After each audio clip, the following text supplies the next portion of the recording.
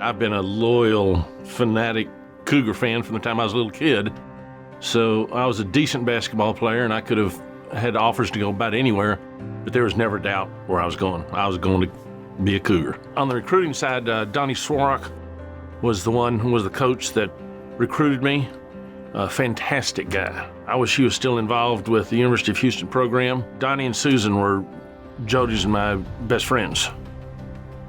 I met my wife, Jody, in high school. She was a basketball fanatic herself. She had 5 brothers, and they were all athletes and or enthusiastic fans. Got 2 sons and 6 grandchildren. They're very involved in sports, as you can imagine, activities. And so it gives my wife and I an opportunity to go do it again. But when they come to our house, we feed them candy and junk and potato chips and send them home. I love the grandpa business. I never knew I'd have so much fun. I wanted ultimately to play in the NBA, which I was drafted by the Rockets, but I didn't sustain that, and finally found an opportunity that worked for me. I worked for Baker Hughes. Didn't have a degree back then.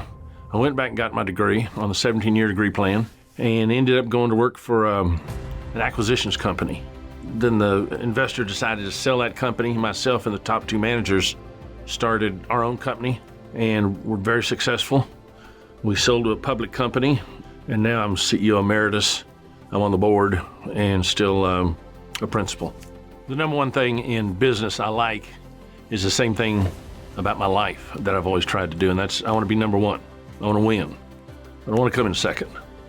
And I have a strong desire to do that, and that's one of the reasons I love the Cougar program so much and support it, because I want us to win national championship. I really got engaged with the University of Houston back again was when Kelvin Sampson, I met him, and I was so impressed by what his goals were for the kids and the continuance of these kids' lives, and that it was more than just about basketball.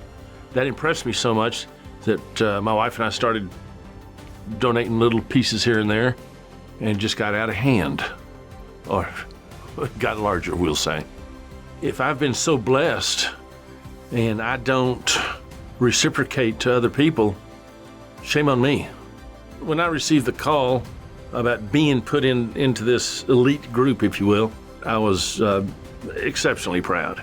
At this time, accepting this honor, I would like to recognize some of the people that have been important. Dr. Joel Bloom was very instrumental in my studies there the second time around, part of the 17-year degree plan.